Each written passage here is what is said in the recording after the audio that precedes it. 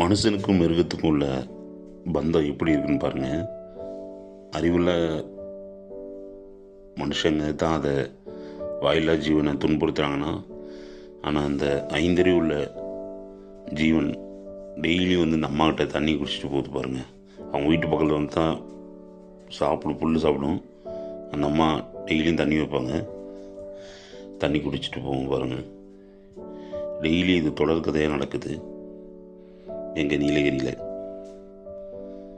மிருகங்கள் எங்கள் கூடயே இப்போ ஒன்றிணைஞ்சிருந்துச்சு பாருங்கள். அந்த அம்மா எவ்வளோ பக்கத்தில் போகிறாங்க. அது இந்த ஐந்தறிவு ஜீவன் ஒன்றும் பண்ணலை, அது பாட்டுக்கு தண்ணி குடிச்சிட்ருக்கு. மனுஷனோட இணைஞ்சிருச்சுன்னே சொல்லலாம்.